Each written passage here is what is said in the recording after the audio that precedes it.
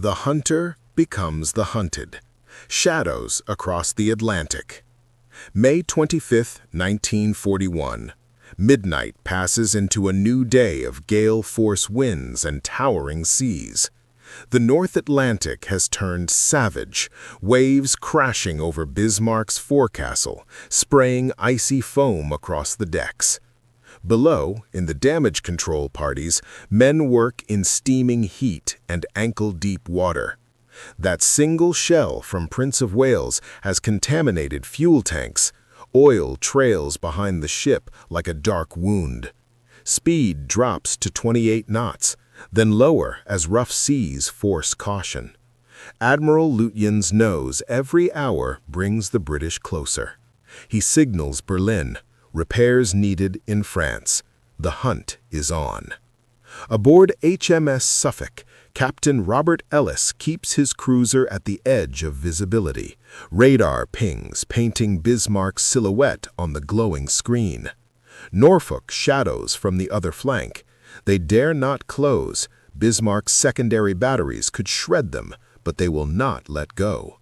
Every few minutes, Suffolk's radio crackles with position reports beamed to Admiral Tovey aboard King George V, hundreds of miles astern with Rodney and the carrier victorious.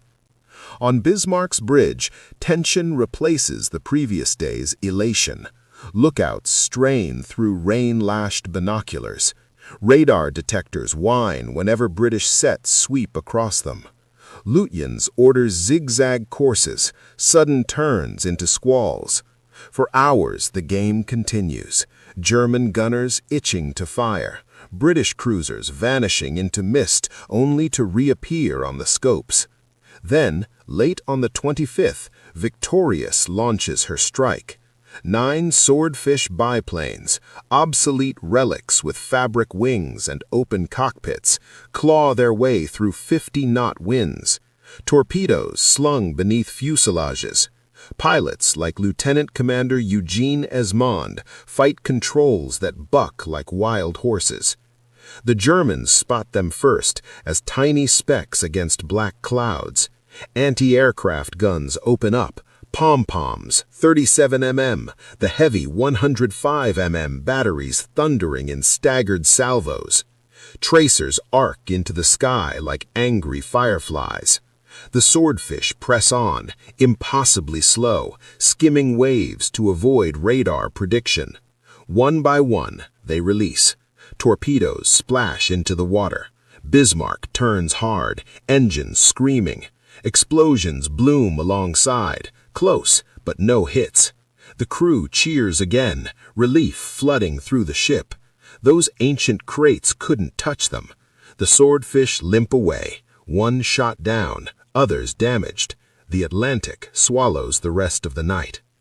By dawn on the 26th, the weather worsens. A full storm rages. Lutyens sees his chance. He orders a sharp turn northwest, then south into the troughs of the waves. Suffolk's radar loses contact in the clutter of sea returns. For precious hours, Bismarck steams alone. The oil slick fades. The crew begins to believe again. France is only 2 days away.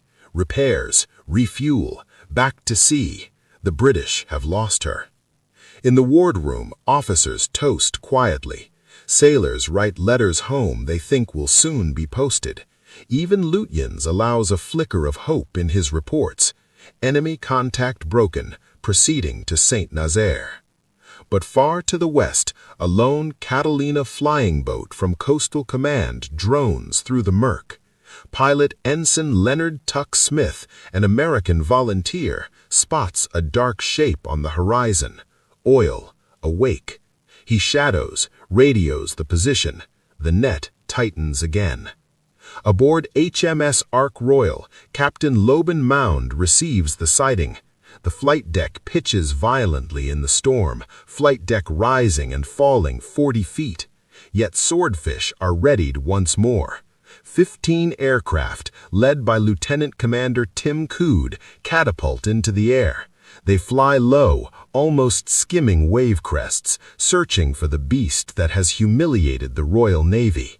The Germans do not yet know it, but the true moment of disbelief is only hours away. Most torpedoes miss or detonate prematurely in the heavy seas. One strikes amidships, dud or perhaps absorbed by the armored belt. The crew cheers defiance. Then, a single explosion aft. Not the thunderous magazine blast they fear, just a sharp, muffled crack. No flooding alarm, no list. But on the rudder deck, chaos. Seamen stare in horror. The massive twin rudders jammed hard to port.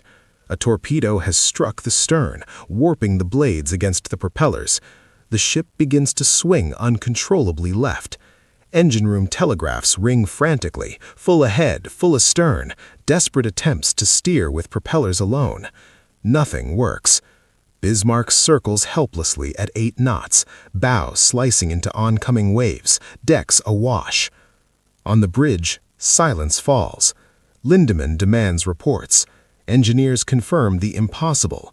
The rudder is locked at 12 degrees port, unrepairable at sea, in this storm. Admiral Lütjen stares at the compass as it spins slowly. His voice, when it comes, is quiet. We can no longer steer. The crew that laughed at biplanes now stands stunned. The mightiest battleship in the world, crippled by a fabric-winged antique. One lucky torpedo, out of dozens, in a storm that should have made any hit impossible.